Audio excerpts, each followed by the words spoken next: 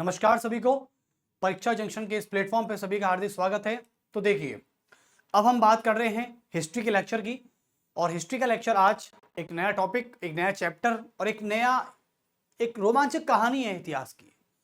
यानी इस कहानी में आपको इतना अच्छा लगने वाला है कि ये कहानी सिखों के ऊपर है और पंजाब वॉर जो है, जो अंग्रेज और पंजाब के बीच में जो युद्ध हुआ था उसके ऊपर है। तो सभी इसको समझना, अच्छे समझना, क्योंकि एक बात कही जाती है कि कहानियों से इतिहास बना है, कहानियों से इतिहास बना है और उस इतिहास से हमारी वर्तमान, हमारा भूतकाल, हमारा वर्तमान और हमारा भविष्य काल तय होता है। यानी यही कहावत चलती है कि हमारी जो कहानियां हैं वो धीरे धीरे इतिहास बनता चली गई और हमारे इतिहास ने हमारे भविष्य का निर्माण किया, जिसको आज हम अपने उद्देश्य में, अपनी कल्पनाओं में, अपनी आकांक्षाओं में जी रहे हैं। ठीक है, तो इन आकांक्षाओं को थोड़ा हट के दूर करते हैं और उस कहानी की बात करते हैं जब अंग्रेज और पंजाब के बीच में वो घमासान युद्ध हुआ था। और इसमें एक व्यक्ति का नाम आने वाला है, महाराजा रणजीत सिंह। देखो, चाहे मैं कर्नाटक वॉर की बात की, चाहे मैंने आंग्ल मराठा वॉर की बात की, चाहे मैंने आंग्ल मैसूर की वॉर की, और चाहे मैं बात करता हूं आंग्ल पंजाब की बात की। जब मैं आंग्ल मैसूर वॉर की बात कर रहा था तो एक सुपर नेता जिसको हराने वाला कोई पैदा नहीं हुआ, उसका नाम था हैदर अली और एक था टीपू सुल्तान। हालांकि वो धोखेबाजी में, वो षड्यंत्र में फंस गए और मारे गए। ठीक है, मैसूर की बात की तो मैंने हैदर अली की बात की थी, याद रखें। यानी जब मैं मैसूर पढ़ा रहा था, आंग्ल मैसूर वॉर, तो इसमें मैंने दो व्यक्तियों की बात की थी। एक का नाम था हैदर अली, सभी को याद होगा, हैदर अली, और एक उनके बेटे का नाम था टीपू सुल्तान। ठीक है, इनकी बात की थी। कितने गद्दावर नेता थे ये कि इनको इनकी जमीन पर हराना इम्पॉसिबल था। ठीक है, और आप सभी को पता है कि हैदर अली मारा नहीं गया बल्कि मर गया था। उनके घाव छोट और इतने लग गए थे कि वो युद्ध में ही शहीद हो गए थे। तो आंग्ल मैसूर में मैंने दो नेताओं की बात की, हैदर अली, टीपू सुल्तान। इसके अलावा जब मैं आपके मराठाओं की तरफ आया तो मराठाओं में मैंने क्या देखा? मराठाओं में मैंने देखा एक गद्दावर नेता हुआ जिसका नाम था पेशवा बाजीराव प्रथम और माधवराव। दो व्यक्ति हुए यहां पर, एक का नाम था पेशवा बाजीराव प्रथम। बताइए कितने गद्दावर नेता थे कि इनको हराना मुश्किल था। तो पेशवा बाजीराव प्रथम और दूसरे का नाम क्या था? और उनका नाम था माधव राव। चलिए, उसके अलावा आज मैं पंजाब की बात करने वाला हूं और पंजाब के मैं गद्दावर नेता की बात करूंगा कहानी में। अभी मैं नहीं कर सकता क्वेश्चन मार्क, अभी मैं नहीं कर सकता क्वेश्चन मार्क। चलिए, तो आगे बढ़ते हैं एंग्लो पंजाब वॉर की तरफ और अंग्रेजों ने पंजाब में किस तरह एंट्री की, किस तरह इनकी महत्वाकांक्षा पंजाब तक इनको ले गई और पंजाब में इतना बड़ा इन्होंने कांड किया, इतना बड़ा दर्दनाक युद्ध किया कि वो किस तरह का रूप लेता है। चलिए देखते हैं आगे कहानी की तरफ। तो सभी हेडिंग डालें आप, एंग्लो पंजाब वॉर।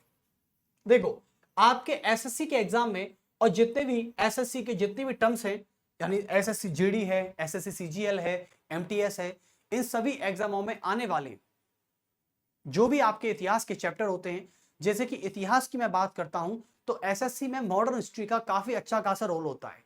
यानी एक तो 1857 की क्रांति से लेकर और जब तक हमारा देश आजाद नहीं हो जाता तब तक आप उस इतिहास, यानी तो गांधी की बात और 1857 की क्रांति की बात, गांधी और क्रांति दो चीज जिस व्यक्ति ने कर ली वो इतिहास में, यानी आधुनिक इतिहास में एसएससी के एग्जाम में जब वो बैठेगा तो कभी मात नहीं खाएगा। पहली बात। दूसरी बात करते हैं वॉर में, जिसने एंग्लो मराठा, एंग्लो मैसूर, मराठा और पंजाब और सिंध विजय की बात कर ली और कर्नाटक वॉर को आराम से याद करके ले गया। तो मैं बता रहा हूं वो युद्धों की स्थिति में कभी भी हार नहीं मानेगा। क्योंकि जब मैं आपको एंग्लो मैसूर वॉर पढ़ा रहा था या कर्नाटक वॉर पढ़ा रहा था, उसमें कई सारे तालीकोटा का युद्ध आया था, अंबर का युद्ध आया था, बेल्लौर का युद्ध आया था। तो ऐसे कई सारे छोटे छोटे युद्ध हैं जो कहानियों में आते हैं। क्योंकि जब युद्ध की बात होती है तो संधियों की बात की जाती है, क्योंकि संधियां ही हमको बताती हैं कि कौन सा युद्ध किस सीमा पर जाकर खत्म हुआ था और उसमें दोनों के बीच में क्या बात हुई थी। तो आज मैं एंग्लो पंजाब यानी आंग्ल पंजाब विजय की बात करने वाला हूं। आंग्ल पंजाब और पंजाब के बगल में आएगा सिख युद्ध, आंग्ल पंजाब सिख युद्ध।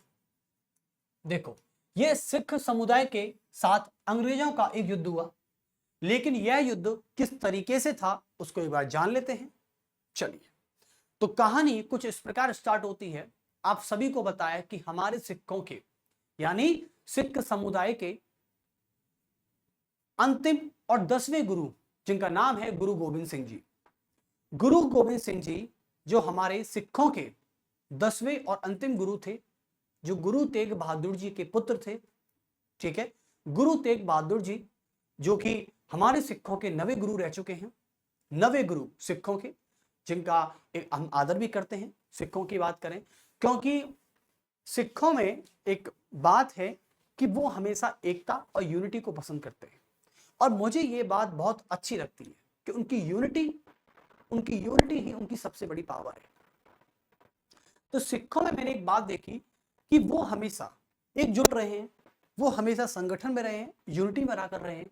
उनकी इंटीग्रिटी और उनकी फेडरलिटी हमेशा बेमिसाल रही है। सिखों के बारे में बात करूं तो मैं, चलिए, तो पहली बात यह कर लेते हैं कि गुरु गोविंद सिंह जो हमारे सिखों के 10वें और अंतिम गुरु रह चुके थे, उनका निधन हो गया। और उनके निधन के बाद एक व्यक्ति हुआ जिनका नाम था कपूर सिंह। कपूर सिंह ने एक खालसा दल की स्थापना की। किसकी दी? खालसा दल की। देखो, ये खालसा दल हुआ, आप कहते हैं ना कि बाय गुरु दी फतेह वाही गुरु दी खालसा, एक वो वाली चीज। जब हम अपने, आप कभी गुरुद्वारे में गए होंगे तो गुरुद्वारे में जब वहां की आरती, हालांकि मुझे उस भाषा की समझ नहीं है और मुझे पंजाबी भाषा नहीं आती है, लेकिन मैं गुरुद्वारे जाता हूँ। हाँ, मेरा गुरुद्वारे का जाने का बहुत मन करता है और मैं जाता भी हूँ जब भी मुझे वक्त मिलता है, और वक्त निकालना पड़ता है मुझे, तो वक्त में निकालता भी हूँ, गुरुद्वारे जाता हूँ। हालांकि वहाँ की आरती मुझे समझ में नहीं आती है, क्योंकि पंजाबी लैंग्वेज मुझे नहीं आती है, सिख लैंग्वेज नहीं आती मुझे। तो जब नहीं आती तो, लेकिन गुरुद्वारे में जाकर जो सुकून मिलता है बहुत अच्छा लगता है। सारी बाधाएं, सारी परेशानियां छू मंतर हो जाती हैं, पता भी नहीं चलता। लेकिन वहां पे मैं जिस मंत्र के साथ जो जाप करता हूं वो वाहिगुरु दी फतेह और वाहिगुरु दी खालसा, ये वाला मुझे याद है। तो जो खालसा शब्द है, मैंने इस खालसा शब्द को अच्छे समझा कि ये शब्द है क्या। ठीक है, जब कपूर सिंह ने खालसा दल की स्थापना की थी, तो ये खालसा जो पार्टी थी ये थी क्या, ये दल जो था ये था क्या। देखो, एक्चुअली में क्या था कि जो सिख समुदाय था वो ऐसे ऐसे पंथ या ऐसे ऐसे दल की स्थापना करता था, इस्टेब्लिश करता था उसको। क्योंकि ऐसे दल क्या होते थे कि सिखों की यूनिटी को, सिखों की फ्रेटर्निटी को और सिखों की इंटीग्रिटी को बढ़ाने का प्रयास करते थे। जैसे कि आज की बात करें, आज एक पार्टी काम करती है, बीजेपी हुई। मैं हालांकि ये नहीं कह रहा आपसे कि खालसा दल हुआ या बीजेपी हुआ ये दोनों एक जैसे हैं, मैं बिल्कुल ऐसा नहीं कहूंगा, क्योंकि पॉलिटिकल पार्टी में और एक स्पिरिचुअल पार्टी में बहुत फर्क होता है। स्पिरिचुअल पार्टी का मतलब होता है कि आप कोई आध्यात्मिक की बात करते हैं, आप कवि की बात करते हैं, आप लेखक की बात करते हैं, आप चिंतन की बात करते हैं। ठीक है, लेकिन पॉलिटिकल पार्टी का मतलब होता है एक राज करना, रूलर के रूप में बात करना। ठीक है, मैं वो वही कर रहा। तो खालसा दल का मतलब ये हुआ कि वह दल जो सभी सिख जातियों को इकट्ठा करके उन्हें एक रख सके और उन्हें मजबूत बना सके, यह था खालसा दल का उद्देश्य। तो जब खालसा दल का उद्देश्य किया गया कपूर सिंह के द्वारा, तो खालसा दल का उद्देश्य केवल यह था कि सिख शक्ति को मजबूत तभी किया जा सकता है जब उसको एक करके रखा जाए। और उस समय की बात है कि सिखों में 12 जातियां हुआ करती थी, और सिख लैंग्वेज में जातियों की बात करें तो उसको मिस्र कहा जाता है। क्या कहा जाता है? मिस्र कहा जाता है। देखिए कैसे, तो आंग्ल पंजाब की मैं बात करता हूं। आंग्ल पंजाब यानी Anglo Punjab Sikh war, Anglo Punjab, Anglo Punjab Sikh war, ये बात करते हैं। ठीक है, तो सबसे पहले बात करते हैं गुरु गोविंद सिंह से। क्या करते हैं? गुरु गोविंद सिंह। तो गुरु गोविंद सिंह जी, गुरु गोविंद सिंह जी जो सिखों के 10वें और अंतिम गुरु रहे, जो सिखों के अंतिम एवं 10वें गुरु एवं 10वें गुरु रहे, उनके निधन के पश्चात, उनके डेथ के पश्चात या उनके निधन के पश्चात, उनके निधन के पश्चात सिखों के कपूर सिंह ने, सिखों के कपूर सिंह ने, सिखों के कपूर सिंह ने क्या की, एक खालसा दल की स्थापना की, खालसा दल की स्थापना की, खालसा दल की स्थापना की। ठीक है, अब एक्चुअली में जो बात हमें करनी है उस मुद्दे पर आते हैं। पहले तो सिखों के कपूर सिंह ने, तो सबसे बड़ी बात पे आती है कि पहले आप कपूर सिंह पर एक क्या लगाएंगे, एक हाईलाइटर नोट करेंगे, क्योंकि कपूर सिंह से ही कहानी स्टार्ट होती है। कपूर सिंह ने किसकी स्थापना की, एक खालसा दल की स्थापना कर दी। देखो, इस खालसा दल की बात करें तो इसका उद्देश्य था क्या, मैं वो बताना चाहूंगा, लेकिन इससे पहले ये बताना चाहूंगा कि गुरु गोविंद सिंह के जो पिता का नाम था, यानी इनके जो नवे गुरु थे सिखों के नवे गुरु का नाम था गुरु तेग बहादुर जी। क्या था, गुरु तेग बहादुर जी। तो इनकी संतान थे, इनका नाम था गुरु तेग बहादुर जी, गुरु तेग बहादुर जी। ठीक है, चलिए, या शॉर्ट में आप जीटीबी भी कर सकते हैं, जीटीबी। ठीक है, चलिए। और दिल्ली में आपको पता है कि दिल्ली में जीटीबी नगर नाम से एक जगह भी है, Guru Tegh Bahadur station, metro station नाम जो है वो जीटीबी के नाम पर ही है, जहां से आगे मुखर्जी नगर पड़ता है। दिल्ली में कभी आई है, जैसे आईएएस का हब कहा जाता है, और उस आईएएस हब की बात करें तो जीटीबी नगर वही है, गुरु तेग बहादुर जी। और ये सिखों के कौन से गुरु रह चुके हैं, ये सिखों के नवे गुरु हैं। कौन से हैं, 9th गुरु, सिखों के नवे गुरु। अच्छा, सिखों के पहले गुरु का नाम था गुरु नानक देव, आपको जिन्हें नानक जी भी कहते थे। और सिखों के जो पहले गुरु थे जिनका नाम है, ये भी लिख देते हैं, चलिए, क्योंकि ये पता होना चाहिए आप सभी को। सिखों के पहले गुरु का नाम है, ये फर्स्ट गुरु रह चुके हैं, और इनका नाम है गुरु नानक। क्या है, गुरु नानक। आप सभी को पता है कि गुरु नानक जयंती, या इनको नानक देव भी कहा जाता था, नानक देव भी कहा जाता था। चलिए, ठीक है, दो नाम इनके हो चुके हैं। ओके, अब बात करते हैं नेक्स्ट। तो उद्देश्य क्या था, ये खालसा दल क्या करता, खालसा दल का मतलब था, आपको सभी को पता है कि जब मैं एंग्लो मराठा वॉर पढ़ा रहा था, तो देखो, जब युद्ध की बात आती है, राज करने की बात आती है, तो राज और युद्ध वही व्यक्ति कर पाता है जिसकी स्ट्रेटेजी अच्छी होती है। और जिसकी स्ट्रेटेजी तभी अच्छी हो सकती है जब वो मिलकर काम करे, क्योंकि अकेला व्यक्ति कभी ये नहीं कह सकता कि मैं अकेला एकमात्र ऐसा व्यक्ति हूं जो मैं अकेले ही सफल हुआ हूं, क्योंकि आप जानते हैं कि एक सफल व्यक्ति के पीछे यानी कितने लोगों का हाथ होता है, आपको नहीं पता। आप कभी नहीं कह सकते कि जब मैं स्ट्रगल में था, जब मैं संघर्ष में था, तो मेरे साथ कोई नहीं था। देखो, ये बात सच है कि संघर्ष के दौरान आपके साथ बच्चों कोई नहीं होता है, लेकिन यह भी बात सच है कि संघर्ष के दौरान आपके माता पिता आपके साथ होते हैं। लेकिन आप माता पिता को क्यों भूल जाते हैं, मुझे समझ में ही नहीं आता। तो संघर्ष के दौरान भी आपके माता पिता या आपके ऐसे अनगिनत कई सारे ऐसे लोग होंगे जो आपका चाहते तो अच्छा है, लेकिन वो आपके सामने कभी नहीं आते, आपको कभी जताना नहीं चाहते, आपको कभी जताना नहीं चाहते। ऐसे कई दोस्त हो सकते हैं, कोई कलीग हो सकता है आपका, या कोई रिश्तेदार हो सकता है, कोई भी हो सकता है, जो आपका चाहता तो अच्छा है, लेकिन वो आपको कभी जताएगा नहीं कि मैं आपका तुम्हारा अच्छा चाहता हूं।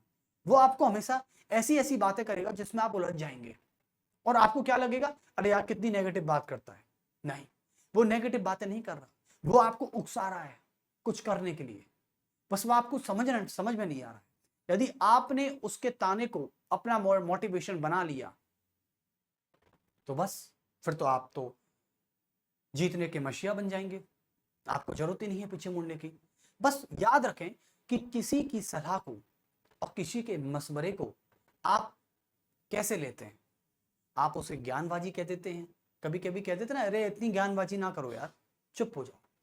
तो हम कभी कभी अपने हमारे जो लोग हमारा भला चाहते हैं, उनको हम कभी कभी इस बेस पर चुप कर देते हैं कि ज्यादा ज्ञानबाजी क्यों कर रहे हो, इतना ज्ञान तो मुझ में है जितना तो तुम मुझे दे रहे हो। ऐसे नहीं कहना चाहिए, क्योंकि इस टिप्पणी से क्या होगा, उसका दिल दुखेगा, और उसका दिल दुखने से फिर वो आपके सामने तो कभी नहीं आएगा, लेकिन आपका अच्छा जिंदगी बढ़ जाएगा। तो वही लोग हैं जो आपके संघर्ष में आपके साथ रहते हैं, लेकिन वो आपके सामने कभी नहीं आते जब तक आप सफल नहीं हो जाते। अब मैं यकीन के साथ कहता हूं कि सफल होने के बाद भी वो आपको नजर कभी नहीं आएंगे। जो आपके संघर्ष में आपके साथ है ना, सफलता में वो आपके साथ कभी होगा ही नहीं। ये बहुत हकीकत बात कही है मैंने, देख लीजिए। क्योंकि जो व्यक्ति संघर्ष में आपके साथ नहीं है, वो व्यक्ति सफलता में आपके साथ है, क्योंकि आप एक सफल व्यक्ति हैं और उसका एक लाभ जुड़ा हुआ है, वो भी आपके साथ। लेकिन ये हकीकत है, दुनिया में एक नियम काम करता है, ये बिल्कुल उल्टा नियम है कि संघर्ष में आपको जिन लोगों की जरूरत होती है, वो सफलता के बाद आपको वो लोग कभी मिलते ही नहीं है। और जिन लोगों ने आपके संघर्ष में आपका साथ नहीं दिया, सफलता के बाद वही लोग आपके पीछे पीछे घूमते हैं, तालियां बजाते हैं। आप हंसेंगे तो वो हंसेंगे, आप रोएंगे तो वो रोएंगे। सफलता की यही अजूबी कहानी है। खैर कोई नहीं, लेकिन फिर भी मिलकर काम करें और एक साथ रहें, किसी को नाराज करने का प्रयास ना करें। लेकिन हमारे सबसे बड़े विचारक हुए, उनका नाम याद नहीं आ रहा है, उन्होंने एक बात बोली थी कि जीतना है और सफल होना है तो इसका केवल एक ही मूल मंत्र है कि ज्यादा से ज्यादा लोगों को नाराज कीजिए। ठीक है, लेकिन नाराज करने का मतलब यह होता है, जैसे कि कल को मैं एक ऑफलाइन बैच में बता रहा था, ये बात बताई कि मान लो एक रूम है और उसमें दो पार्टनर रहते हैं। जैसे स्टडी करते हैं, दो लड़के रहते हैं, तो एक लड़का कहता है कि चल चाय पीने चलते हैं। अब पढ़ने वाला है, उसका टाइम, दूसरे का टाइम पढ़ने का हो रहा है। वो कहता है कि भाई यार नहीं यार, मैं नहीं चल पाऊंगा यार, तुम चले जाओ। उसने एक दिन पूछा, अगले दिन वही 5 बजने वाले थे, 5:15 का टाइम हो गया। अब उसको तो 5:15 बजे चाय पीनी होती है, लेकिन दूसरे वाले का टाइम पढ़ने का हो जाता है। वो 7 बजे चाय पीता है, पढ़ के ब्रेक लेके। अब 5:15 बजे जो चाय नहीं पीता उसके पढ़ने का टाइम, और जो व्यक्ति 5:15 बजे चाय पीता उसके ब्रेक का टाइम, दोनों का टाइम क्लैश कर रहा है। तो चाय पीने वाला व्यक्ति बोलता है दूसरे दिन कि चल भाई चाय पीते। 5:15 वाले व्यक्ति जो पढ़ने का टाइम हो रहा था जिसका, उसने कह दिया कि भाई यार नहीं यार, मेरा पढ़ने का टाइम हो रहा है। तो ऐसे कर करके क्या हुआ, करीबन 15-20 दिन ये कहानी चली। 15-20 दिन के बाद उस चाय पीने वाले व्यक्ति को ये लगने लगा कि ये बहाने बना रहा है, जबकि हकीकत में ऐसा था ही नहीं। या ये मेरे साथ चाय पीने नहीं जाता, लेकिन इसका कोई और व्यक्ति आ जाए, इसका कोई चाहने वाला आ जाए, तो उसके साथ तो ये डेट पर चला जाता है। तो कुल मिला के यहां पर क्या हो गया, वो दोस्त उस 5:15 वाले पढ़ने वाले व्यक्ति से नाराज हो गया। तो उस 5:15 वाले पढ़ने वाले व्यक्ति ने बात कही कि सफल होना है और अच्छा व्यक्ति बनना है तो याद रखें, ज्यादा से ज्यादा लोगों को नाराज कीजिए। नाराज इन द सेंस नहीं कि आप किसी को एब्यूजिंग वर्ड कह के आ गए, आप किसी से बदतमीजी करके आ गए, सेंस ये बात नहीं है। ठीक है, सेंस इस बात का है कि अपने क्राइटेरिया में रहिए। खैर, खालसा दल की बात करें तो खालसा दल का उद्देश्य आप लिख सकते हैं कि सभी सिख शक्तियों को एक करके रखना, सभी सिख शक्तियों को, सभी सिख शक्तियों को एक संघ के रूप में रखना, एक संघ के रूप में रखना, सभी सिख शक्तियों को एक संघ के रूप में रखना तथा सिख शक्ति को मजबूत करना, तथा सिख शक्ति को मजबूत करना, तथा सिख शक्ति को मजबूत करना, सिख शक्ति को मजबूत करना। ठीक है, चलिए उसके बाद में आपसे बात करते हैं। तो खालसा दल की स्थापना हो गई। अब साहब क्या होता है कि हमारे जो सिख शक्ति की बात थी, सिखों में 12 जातियां थी मुख्य रूप से, और इन 12 जातियों को 12 मिस्ल कहा कहते थे। क्या कहते थे? 12 मिस्ल। कि जो सिख हैं वो 12 मिस्लों में बटे हुए हैं। उनमें से एक सबसे बड़ी मिस्ल हुआ करती थी जिसका नाम था, क्योंकि आपको पता है मराठा में भी जाति थी, कोई सिंधिया था तो कोई होलकर था, तो कोई गायकवाड़ था, तो कोई पेशवा था। ठीक है, ऐसे करके मराठा में जातियां थी, उसी प्रकार से सिखों में जातियां हैं। तो सिखों में एक जातीय हुई जिसका नाम था सुकर चकिया मिस्ल। क्या था? सुकर चकिया मिस्ल। तो आप बात करते हैं कि सिखों में 12 मिस्ल, सिख जो थे, सिख 12 मिसलों में बटे हुए थे। आप कह सकते हैं कि सिख जो थे, सिख 12 मिसलों, और मिसलों का मतलब होता है जातियां, 12 जातियों में बटे हुए थे, 12 जातियों में बटे हुए थे, ठीक है। और इन 12 जातियों को एक करके जिसको रखना था उसका काम था खालसा दल। क्या था? उसका नाम था खालसा दल। यानी सिखों के यदि 12 जातियों को मिला दिया जाए तो कल को यही सिख अंग्रेजों से लड़कर युद्ध जीत सकते हैं और एक अपना साम्राज्य बिछा सकते हैं, अपने साम्राज्य को फैला सकते हैं। तो कुल मिला के इन 12 जातियों को एक करके जो रखना था उसका नाम था खालसा पार्टी, और खालसा पार्टी का जो नेतृत्व कर रहे थे जिनका नाम था कपूर सिंह। तो इन 12 मिसलों में से एक सबसे मुख्य नस्ल हुआ करती थी, एक मुख्य मिस्ल हुआ करती थी जिसका नाम था सुकर चकिया, सुकर चकिया मिस्ल। ये जो मिस्ल थी ना, ये जो जाति थी सुकर चकिया जाति, ये सिखों की सबसे बड़ी जाति और सबसे प्रमुख जाति हुआ करती थी जिसका नाम था सुकर चकिया। सुकर चकिया मिस्ल का जो सबसे बड़ा नेता था जिसका नाम था महाराजा रणजीत सिंह। क्या था? महाराजा रणजीत सिंह। अभी इसका नाम केवल रणजीत सिंह रहेगा क्योंकि महाराजा इसका नाम अभी नहीं लग सकता, तो रणजीत सिंह, ठीक है। रणजीत सिंह इसका मुखिया हुआ करता था, यानी इसका प्रधान हुआ करता था ये व्यक्ति। अब प्रधान है, कौन है ये? प्रधान हो गया, मुखिया हो गया रणजीत सिंह। चलिए अब बात कर लेते हैं आगे की बात। तो यहां तक सभी को दिक्कत है? खालसा दल की स्थापना किसने की थी? कपूर सिंह ने की थी। उद्देश्य क्या था? गुरु गोविंद सिंह कौन थे, इनके पिताजी कौन थे और पहले गुरु कौन थे वो बता दिया है। सिखों की 12 जातियां में बटे हुए थे। इन 12 जातियों को एक करने का काम कौन करते था? खालसा दल करता था। और उद्देश्य आप सभी को पता है कि संगठन में ही शक्ति है, ये बात कही गई है। यानी यदि चिड़िया या चूहे के झुंड मिल जाएं तो वो शेर की खाल को भी नोच सकते हैं। सुकर चकिया मिस्र जाति के प्रधान हुआ करते थे रणजीत सिंह, लेकिन अभी ये महाराजा नहीं थे। अब मैं आपको हकीकत बताना चाहता हूं कि 1700 यानी 73 की बात है। 1773 ईस्वी में खालसा दल ने अपनी 12 प्रमुख जातियों को एक करके रखा। रणजीत सिंह, सुकर चकिया मिस्र के जो व्यक्ति थे रणजीत सिंह, उन्होंने खालसा दल में संगठन को बनाए रखा, क्योंकि रणजीत सिंह का जितना प्रभाव था उतना किसी भी का भी प्रभाव नहीं था खालसा दल में। तो खालसा पार्टी को चलाने में रणजीत सिंह की काफी अच्छी भूमिका रही, और रणजीत सिंह ने खालसा दल में इन सभी सिखों को एक मजबूत शक्ति के रूप में काम किया, इनको इकट्ठा करने का, इनमें जोश भरा, इनको मोटिवेशन दिया, और ये लोग एक पंजाब, स्वतंत्र पंजाब राज्य की स्थापना कर बैठे। तो 1773 में खालसा दल के माध्यम से 1773 ईस्वी में खालसा दल के माध्यम से, क्योंकि खालसा दल की शक्ति बहुत बढ़ गई थी, खालसा दल के माध्यम से सिखों ने, यानी सिखों की एक मजबूत शक्ति में सिखों ने एक मजबूत शक्ति के रूप में काम किया, एक मजबूत शक्ति के रूप में उभरे, एक मजबूत शक्ति के रूप में उभरे। और जब सिखों ने एक मजबूत शक्ति की बात की तो मजबूत शक्ति क्या करती है? वो अपने साम्राज्य का विस्तार करती है।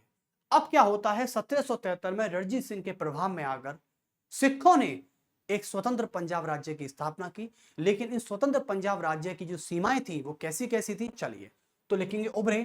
तथा सिखों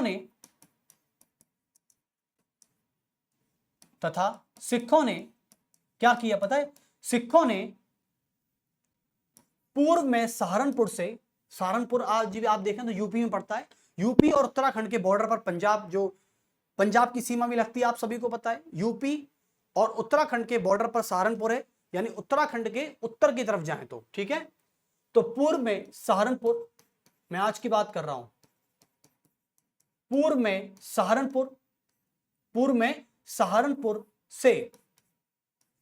सहारनपुर से पश्चिम में अटक तक,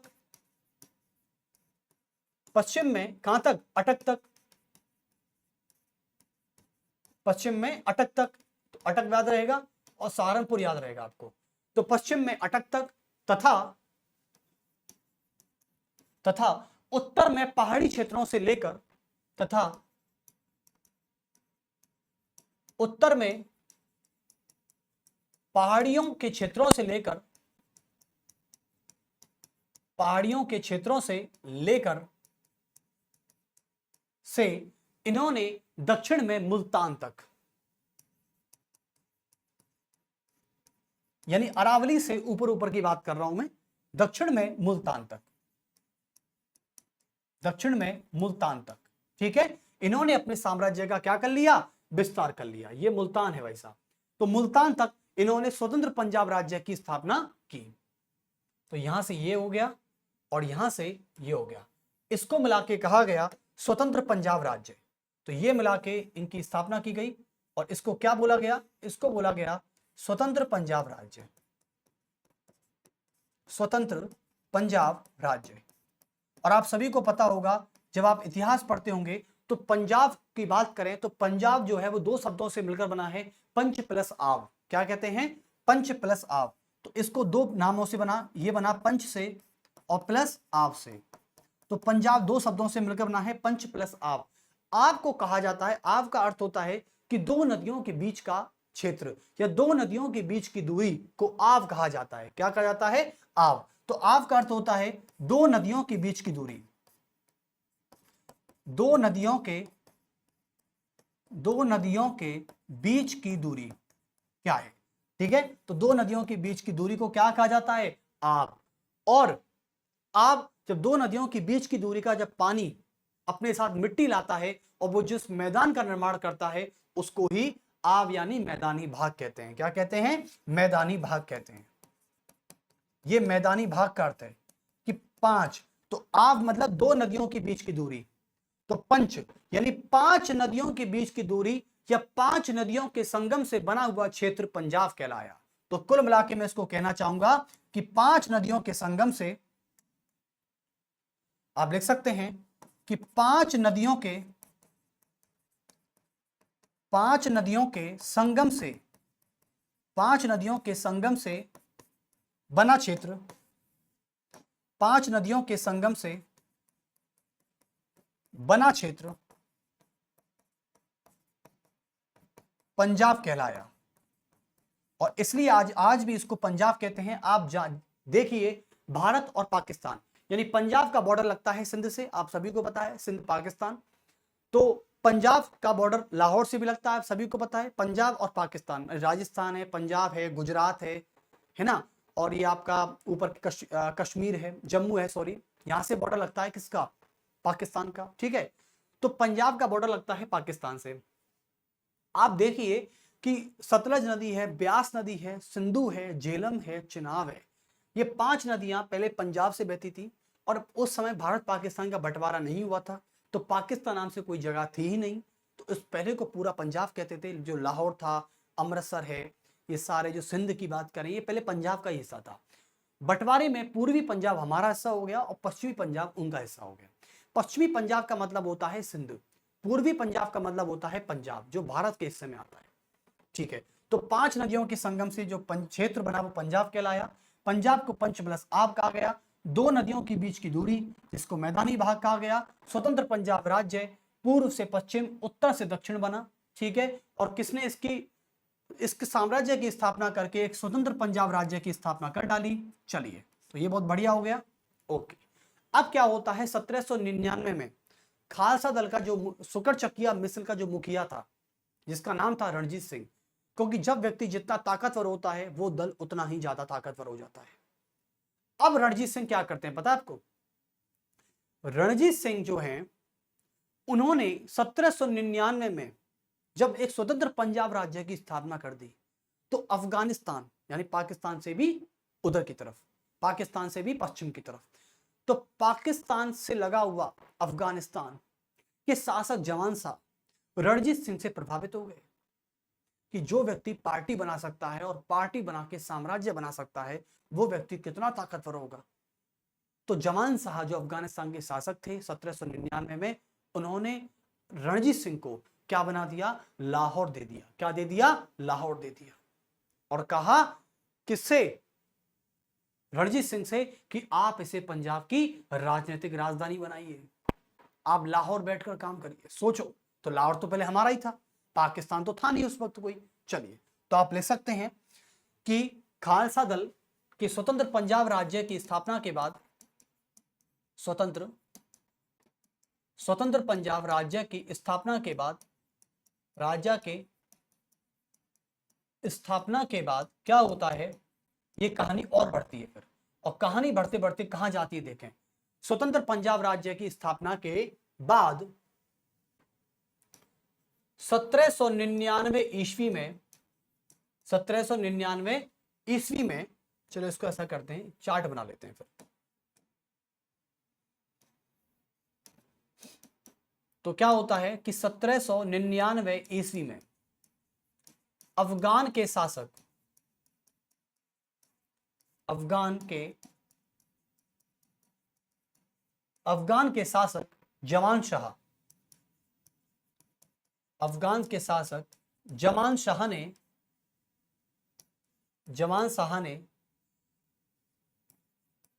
लाहौर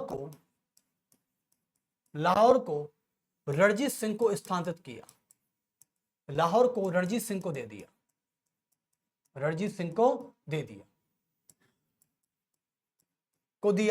अब रणजीत सिंह को तो दे दिया, लेकिन रणजीत सिंह ने जब स्वतंत्र पंजाब राज्य की स्थापना की थी तो उसकी कोई राजधानी नहीं थी। जैसे पूछूं कि पंजाब की कैपिटल क्या थी, तो पंजाब की कैपिटल दो थी, लेकिन पहली कैपिटल जो थी वो थी लाहौर, और दूसरी कैपिटल जो थी वो थी अमृतसर। तो आप एक बार लिख सकते हैं कि लाहौर को जब रणजीत सिंह को दिया था, तो रणजीत सिंह ने लाहौर को क्या बनाया, पंजाब की राजनीतिक राजधानी, पंजाब की राजनीतिक राजधानी बना दी। यानी कुल मिला के जब पंजाब की बात लाहौर से की जाती थी तो यहां पर राजनीतिक राजधानी थी, यानी यहां पर पॉलिटिकल मुद्दे, पॉलिटिकल इशू, संधियां, युद्ध, ये कई सारे, और जितने भी राजा के हेडक्वार्टर हुआ करते थे, मंत्री शंत्री जो भी थे, सेना भी थी, वो सब लाहौर में रहती थी। ठीक है, लाहौर में, लाहौर, और लाहौर के नीचे आता है सिंध। चलिए, तो ये पंजाब की राजनीतिक राजधानी हो गई।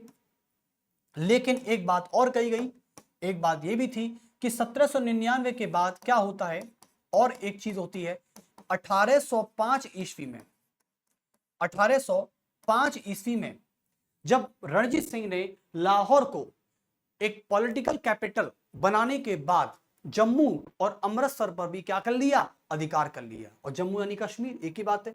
चलिए, तो 1805 में रणजीत सिंह ने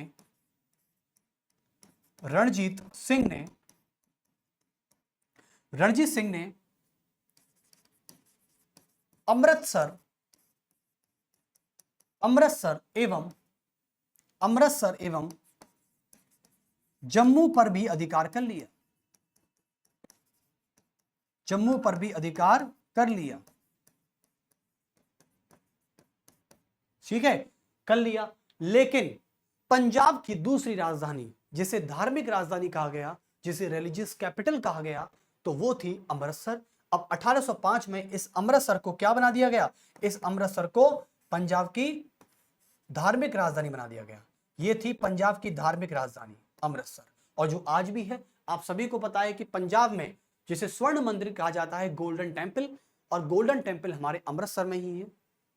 तो पंजाब की धार्मिक राजधानी बना दिया इसको, ये पंजाब की धार्मिक राजधानी थी, रिलीजियस कैपिटल। क्या थी, रिलीजियस कैपिटल। ओके,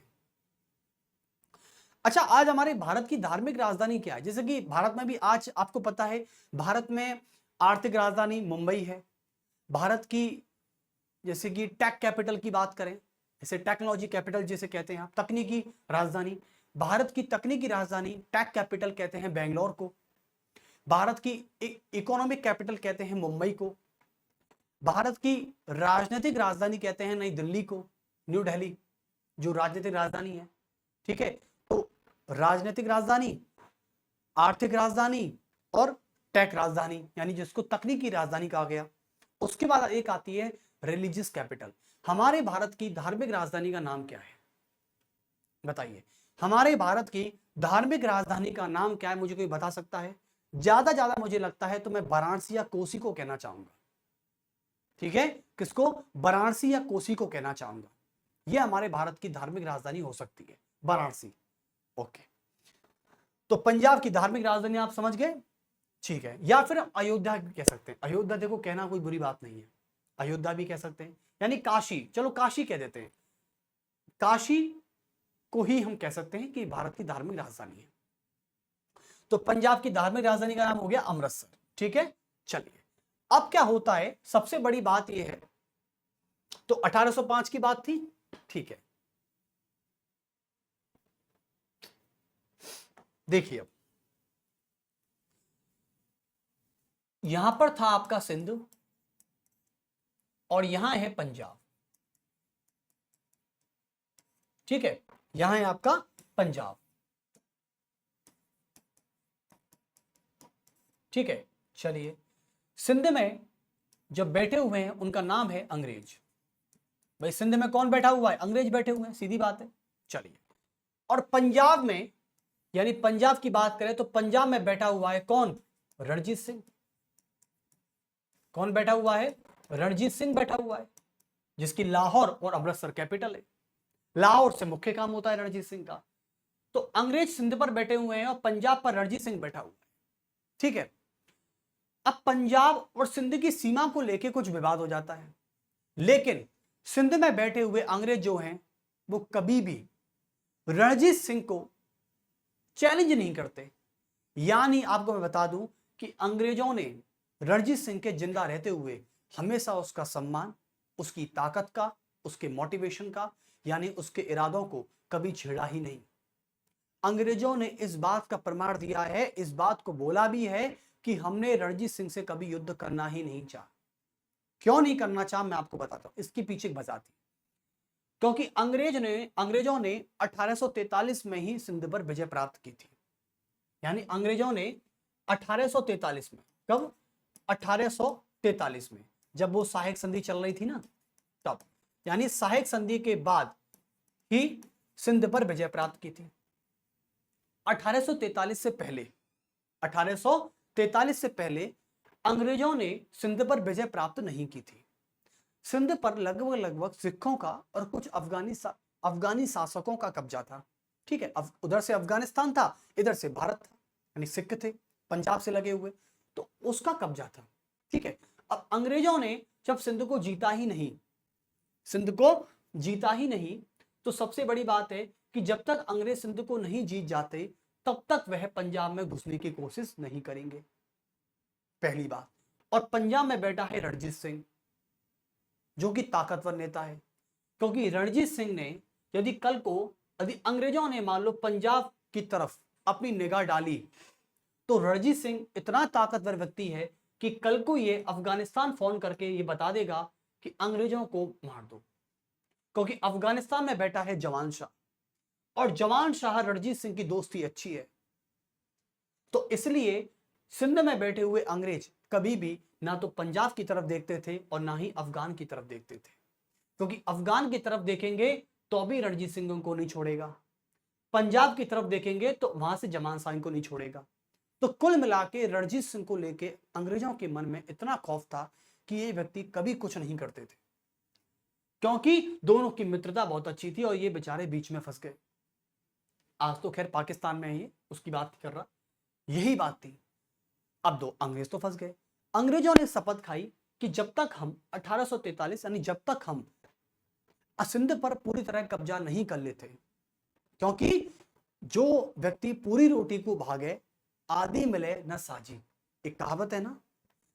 जिस अंग्रेज को अभी सिंध मिला ही नहीं है, और जब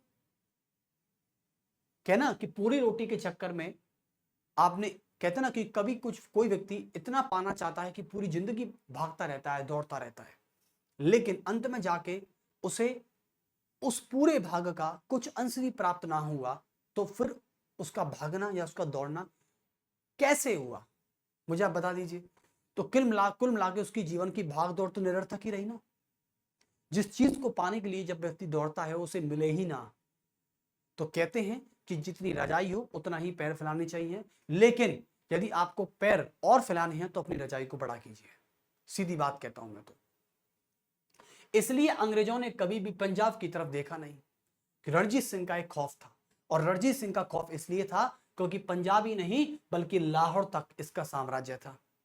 बहुत अच्छे, क्योंकि अब बात है तो इस मिला के, लेकिन अंग्रेजों ने जब पंजाब के रणजीत सिंह को कभी छेड़ा ही नहीं, क्योंकि अंग्रेजों को पता था कि रणजीत सिंह को छेड़ने का मतलब है कि हमारा सर्वनाश, अब पूरा सर्वनाश हो जाएगा हमारा। काबुल तक बैठा जवान शाह, ठीक है। तो फिर अंग्रेजों ने क्या किया, सिंध को कब्जा लेने के लिए इन्होंने रणजीत सिंह से संधि की। इन्होंने सोचा कि रणजीत सिंह से लड़ तो नहीं सकते लेकिन संधि तो कर सकते हैं। और यह संधि किस बात का प्रमाण है, 1809 में ईस्वी में 1809 ईस्वी में 25 अप्रैल 1809 में 25 अप्रैल को हुई थी संधि है, जिसका नाम है अमृतसर की संधि। और यह संधि महाराजा रणजीत सिंह और अंग्रेजों के बीच हुई थी।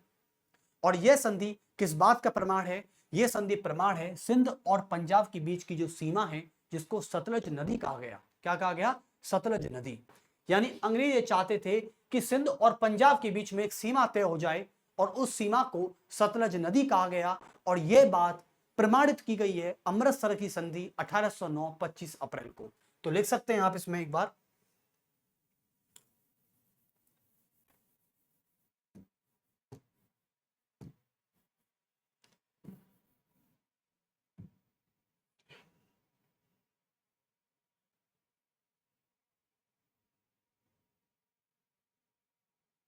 चलिए तो मैं आपको बता दूं एक बार, 1 मिनट रुकिए, शायद पेज नहीं, चलिए तो देखिए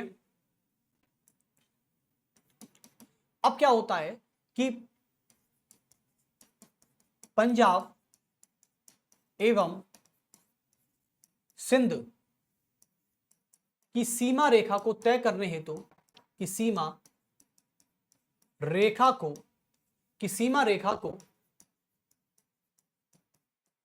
तय करने के लिए सीमा रेखा को तय करने के लिए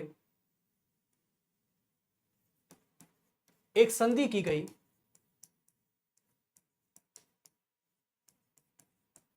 एक संधि की गई और जिस संधि का नाम है अमृतसर की संधि। अमृतसर की संधि याद रखना सभी, ये अमृतसर की संधि हुई थी। अमृतसर की जो संधि है ये हुई थी आपकी 25 अप्रैल 1809 ईस्वी को, ठीक है। तो 25 अप्रैल 1809 ईस्वी को अमृतसर की संधि की गई थी। और यह संधि हुई थी किसके बीच में, एक बार लिख लेते हैं। यह संधि हुई है अंग्रेजों के बीच में हुई। और वर्सेस यहां पर कौन थे, महाराजा रणजीत सिंह। अब तो इनको महाराजा लिखा जाना चाहिए क्योंकि पंजाब के राजा हैं, महाराजा रणजीत सिंह, ठीक है। तो आप सभी को यह पता होना चाहिए बच्चों, महाराजा रणजीत सिंह का कितना खौफ था कि अंग्रेज भी इनके सामने नहीं बोलते थे, थर थर कांपते थे। तभी तो अंग्रेजों ने कभी भी सिंध पर बिना कब्जा किए पंजाब की तरफ नहीं देखा। यह हकीकत है इस बात का कि हमारे एक हिंदू राजा से ये डरते थे, वो थे रणजीत सिंह, महाराजा रणजीत सिंह। बहुत ताकतवर नेता थे ये। तो महाराजा रणजीत सिंह अंग्रेजों के बीच में। और संधि क्या हुई थी, इस संधि को मैं एक बार लिख के बता देता हूं। इस संधि में ये बात कही गई थी, और इस संधि में बात कही गई थी, इसमें कहा गया था कि इस संधि के माध्यम से पंजाब और सिंध की सीमा को सतलज नदी माना गया। तो लिखेंगे इस संधि के माध्यम से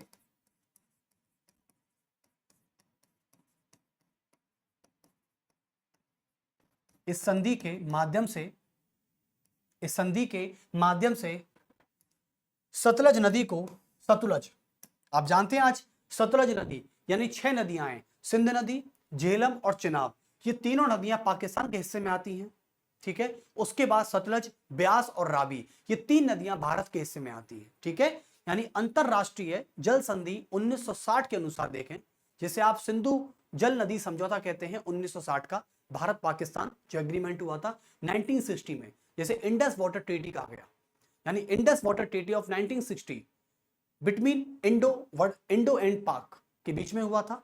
इसमें कहा गया कि सिंधु, झेलम और चिनाब का जो पानी है 80% उसका तो पाकिस्तान को हिस्से में जाता है, और जबकि इसका 20% पानी जो रावी, सतलज और ब्यास का हिस्सा है वो जाता है भारत के हिस्से में।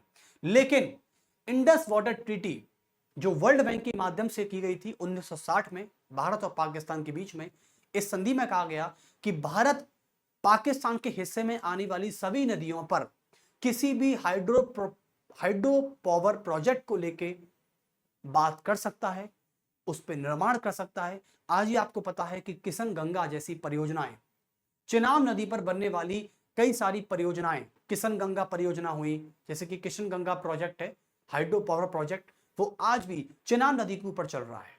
तो इसका निर्माण और इसका रखरखाव कौन कर रहा है? भारत कर रहा है। तो इस संधि के माध्यम से सतलज नदी को,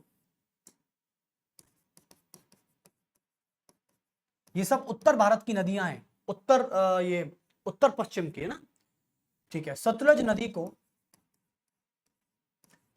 नदी को पंजाब एवं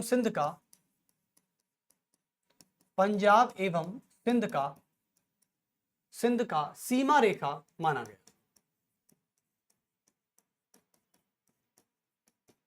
सीमा रेखा माना गया। और देखो क्यों माना गया, मैं आपको बता दूं। एक्चुअली में इस संधि के करने का कारण यह था, मैं आपको कारण बता देता हूं कि इस संधि का कारण क्या था। देखो बच्चों, कारण यह था कि पहली बात तो अंग्रेज सिंध पर पूरी निगाह करके बैठे थे। अंग्रेज सिंध को कब्जा करने के लिए वो किसी भी प्रकार के रणजीत सिंह का हस्तक्षेप नहीं चाहते थे। तो पहला कारण लिख सकते हैं कि लिखेंगे अंग्रेज सिंध पर कब्जा करने के लिए, सिंध पर कब्जा करने के लिए वह किसी भी प्रकार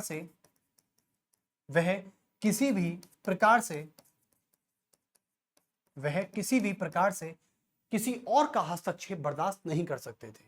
किसी भी प्रकार से किसी अन्य का हस्तक्षेप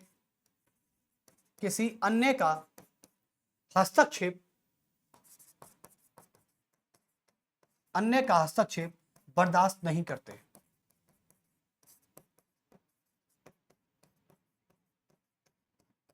पहली बात, क्योंकि जब मान लो सीमा रेखा नहीं होती, तो सीमा रेखा ना होने के कारण कभी मान लो रणजीत सिंह सिंध पर क्या करता? हस्तक्षेप करता, अंग्रेजों को बर्दाश्त नहीं होता। ठीक है, तो फिर क्या आती? युद्ध की स्थिति बन जाती। तो अंग्रेजों ने इस युद्ध की स्थिति को टालने के लिए और सिंध पर अपना फोकस करने के लिए यही काम किया कि पहले सीमा रेखा बना देते हैं और रणजीत सिंह से कह देते हैं कि इस सीमा रेखा से आपको जाने की अनुमति नहीं है, ठीक है, जब तक हम ना बुलाएं। दूसरा कारण क्या हो सकता है? देखो बच्चों, दूसरा कारण ये हो सकता है कि रणजीत सिंह का प्रभाव और रणजीत सिंह की जो स्थिति थी, वो स्टेटस जो था बहुत हाई था। इसकी पावर ले लो, इसका मार्शल स्टेटस ले लो आप, रणजीत सिंह का बहुत ऊंचा था। तो यो भी हो सकता है कि अंग्रेजों ने सिंध को पश्चिमी सीमा के बाहरी क्षेत्रों से सिंध को बचाने के लिए, कि कल को सिंध पर कोई और भी ना आ जाए, काबुल से, अफगान से, पाकिस्तान, मतलब पाकिस्तान तो नहीं था उस वक्त, अफगान से, मतलब पश्चिमी यूरोप से बचाने के लिए, समझ गए ना, पूर्वी यूरोप से बचाने के लिए अंग्रेजों ने क्या किया? सिंध को बचाने के लिए रणजीत सिंह से संधि कर ली। तो लिख सकते हैं कि अंग्रेजों ने पश्चिमी रेखा से अपने आप को सुरक्षित रखने के लिए, पश्चिम से स्वयं को सुरक्षित रखने के लिए, स्वयं को सुरक्षित रखने के लिए, स्वयं को सुरक्षित रखने के लिए, सुरक्षित रखने के लिए महाराजा रणजीत सिंह से संधि की, महाराजा रणजीत सिंह से संधि की। क्योंकि कल को मान लो अफगानिस्तान का शासक जमान शाह सिंध पर आक्रमण भी कर दे तो कल को महाराजा रणजीत सिंह अब जवान शाह के खिलाफ खड़ा हो जाए और हमारी रक्षा करे। आपको पता है कि राजा अपनी जवान से कभी नहीं फिसलता है, तभी तो वो राजा है। महाराजा रणजीत सिंह से संधि की और उस संधि का नाम था अमृतसर की संधि। चलिए, तो इस बात का कारण आपको पता चल गया, यानी दोनों बातों की श्योरिटी अंग्रेजों को मिल चुकी थी कि सिंध अब हमारा है। ठीक है, लेकिन यह संधि हुई थी 1809 में, आप सभी को पता है 1809 में संधि होती है और लगभग से लगभग 20 साल के बाद 1839 में महाराजा रणजीत सिंह की मृत्यु हो जाती है। तो 1839 के पश्चात यानी 1839 में महाराजा रणजीत सिंह की मृत्यु हो जाती है। महाराजा रणजीत सिंह की क्या हो जाती है? मृत्यु हो जाती है बच्चों। और 1839 ईस्वी में जैसे ही की मृत्यु होती है महाराजा रणजीत सिंह की, तो पंजाब का में हाहाकार मच जाता है। पंजाब का राजा, जिसे पंजाब का भगवान कहा गया, पंजाब की प्रजा महाराजा रणजीत सिंह को अपना भगवान भी कहती थी, क्योंकि बताया जाता है कि रणजीत सिंह के इरादे अपनी प्रजा को सेफ फील कराना और पंजाब को उन्नति की तरफ ले जाना इसका उद्देश्य था। जो राजा ऐसी चीजों को चाहे और वो भगवान उसको चाहे फिर कभी, तो फिर दिक्कत हो जाती है। यानी रणजीत सिंह ने अपनी प्रजा को चाहा और भगवान ने रणजीत सिंह को चाहा, दोनों में फर्क है। इस कारण महाराजा रणजीत सिंह को अपनी प्रजा से दूर होना पड़ा और उनकी अंततः डेथ हो गई। लेकिन महाराजा रणजीत सिंह की डेथ से पंजाब में इतना हाहाकार नहीं मचा था जितना हमें लग रहा था। लेकिन अब जो हाहाकार मचने वाला है पंजाब में, उसकी आप कभी कल्पना भी नहीं कर सकते। और यही जो हाहाकार होगा, यही हड़कंप होगा, यही अंग्रेज और पंजाब के बीच में, सिखों के बीच में युद्ध की स्थिति को पैदा करेगा और फिर अंत में यह युद्ध होकर ही रहेगा।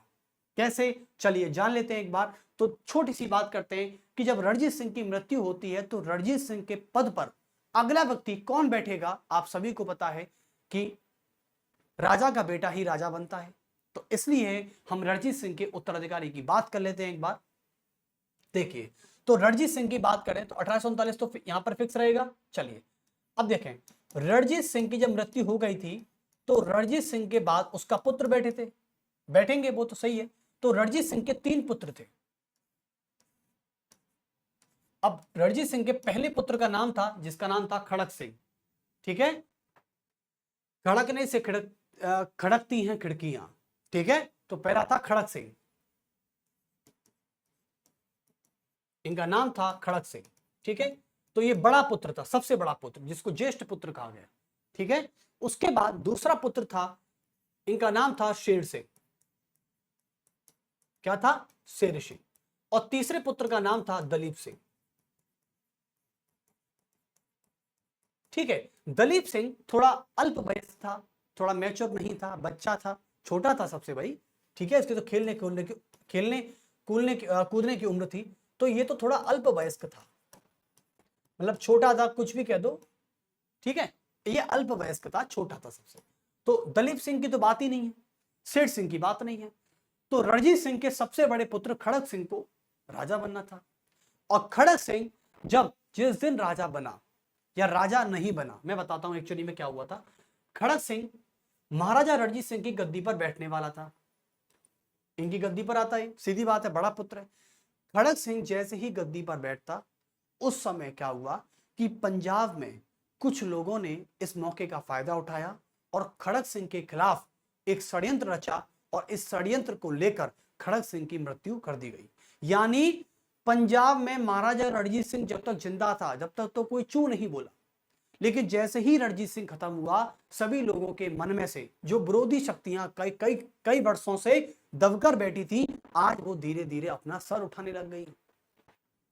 ठीक है, जैसे घर में कल को घर का मुखिया मान लो अच्छा बड़ा ताकतवर है, तो तब तक घर में कोई नहीं बोलता, लेकिन जैसे ही घर का मुखिया खत्म हो जाता है या उसकी आयु पूरी हो जाती है, उसके चले जाने के बाद घर में कैसी लड़ाइयां होती हैं।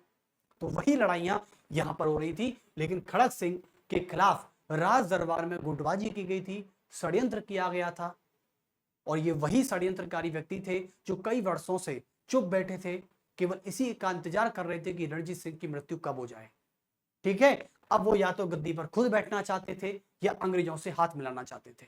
तो खड़ग सिंह के खिलाफ गुटबाजी हुई, षड्यंत्र हुआ और खड़ग सिंह को षड्यंत्रकारियों ने मार दिया, खत्म कर दिया। तो कुल मिला के खड़ग सिंह की बात यहां पर आती है निकलकर, आप नोट भी कर सकते हैं। तो लिख सकते हैं कि खड़ग सिंह के खिलाफ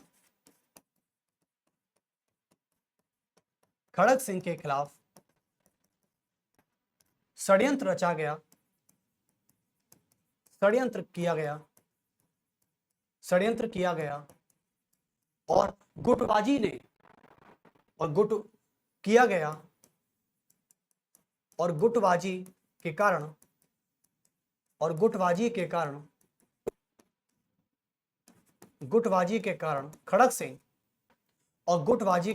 खड़ग सिंह षड्यंत्र का शिकार हो गया, शिकार हो गया। ठीक है, और 1839 में इसकी मृत्यु हो गई। और 1839 ईस्वी में जिस समय रणजीत सिंह खत्म हुआ, उसके कुछ महीनों के बाद खड़ग सिंह खत्म हो गया। 1839 में खड़ग सिंह की डेथ हो गई, खड़ग सिंह की मृत्यु हो गई, खत्म। तो कुल मिला के 1839 में खड़ग सिंह की क्या हो जाती है, डेथ हो जाती है। तो यहां पर आप इसको नोट डाउन भी कर लेना, ये मैंने इसको हाईलाइट कर दिया एक बार। तो खड़ग सिंह की डेथ हो गई। चलिए उसके बाद क्या होता है, अब आते हैं साहब, खड़ग सिंह का एक बेटा था, खड़ग सिंह का एक पुत्र था जिसका नाम था, अब सीधी बात है, वही देखो, रणजीत सिंह के बाद खड़ग सिंह राजा बनना था, लेकिन खड़ग सिंह को क्या हुआ, षड्यंत्र का शिकार होना पड़ा और वो खत्म हो गया। अब बेटे का यानी क्या करेंगे, राजा का बेटा ही राजा बनेगा। तो खड़ग सिंह के बाद शेर सिंह तो बनना नहीं था, क्योंकि खड़ग सिंह के भी बेटा था, और खड़ग सिंह के बेटे का नाम था नवनिहाल सिंह। क्या था, नवनिहाल सिंह,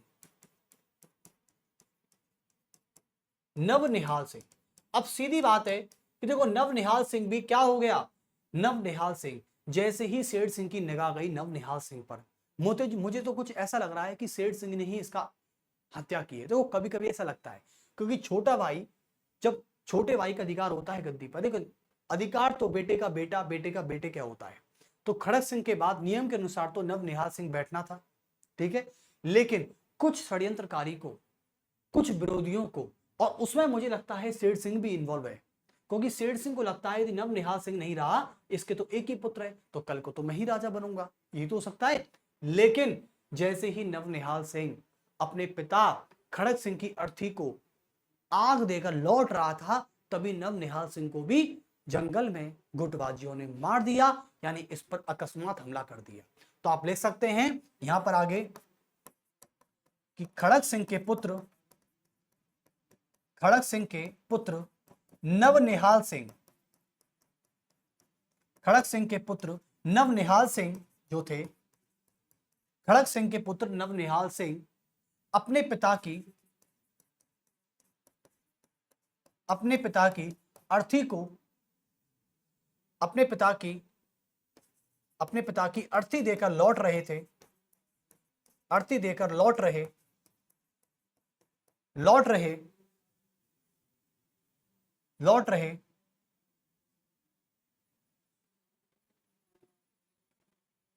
तभी निहाल सिंह को क्या किया, मार दिया गया। अब सोच रहे हो कितनी बड़ी विडंबना है भाई साहब, रणजीत सिंह का बेटा भी उसी वर्ष खत्म हुआ, बेटे का बेटा भी उसी वर्ष खत्म हुआ, यानी कुल मिला के नवनिहाल सिंह की भी 1839 में क्या हो जाती है, डेथ हो जाती है। कितना बड़ा पंजाब में जो डिस्टर्बेंस आने वाला है ना, वो किसी पे संभाला नहीं जाएगा और अंत में युद्ध होकर ही रहेगा। और मैं आपको बता दूं, ये काम अंग्रेज कर रहे थे, क्योंकि अंग्रेज तो कभी चाहते ही नहीं थे। और मैं आपको बता दूं, ये तो 39 है, अभी 39 के बाद देखिएगा कि किस किस हद तक अंग्रेज पंजाबों पर गंदी निगाह डालेंगे अब, ठीक है। तो नवनिहाल सिंह खत्म, लेकिन जैसे ही शेर सिंह गद्दी पर बैठा, शेर सिंह को भी इन्होंने क्या कर दिया, मार दिया गया। यानी 1839 में शेर सिंह को भी मार दिया। दलीप सिंह को बनाना इनका उद्देश्य था। अंग्रेजों ने दलीप सिंह को जिंदा रहने दिया, क्यों, क्योंकि पूरा की पूरा शक कहीं अंग्रेजों के पास ना चला जाए। दलीप सिंह तो बच्चा है, इसको क्या करेंगे। लेकिन दलीप सिंह के जो सेनापति थे, इनका नाम था तेज सिंह और लाल सिंह, जो मैं कल बात करूंगा जिनकी। तो आज का लेक्चर यहीं समाप्त करते हैं। तेज सिंह और लाल, इसको लाल तेज कहते हैं या तेज लाल कहते हैं। ये दोनों कौन थे? कमांडर इन चीफ यानी सेनापति थे। और कल की बात हम कल करेंगे, यानी खड़क सिंह, नवनिहाल सिंह और शेर सिंह खत्म हो चुके हैं। पहली बात, दलीप सिंह को कल हम पंजाब का नया राजा बनाएंगे और पहले एंग्लो वॉर की बात करेंगे, सिख वॉर की। ठीक है, तो आज का यही लेक्चर ये समाप्त करते हैं और कल के लेक्चर में मिलते हैं। आपको कैसा लगा प्लीज कमेंट में जरूर बताइएगा, और जिससे मुझे भी थोड़ी ऊर्जा मिलती रहे और मुझे भी सजेशंस मिलते रहे आपके। ठीक है, तो सभी को मेरा नमस्कार, बहुत बहुत धन्यवाद, शुक्रिया।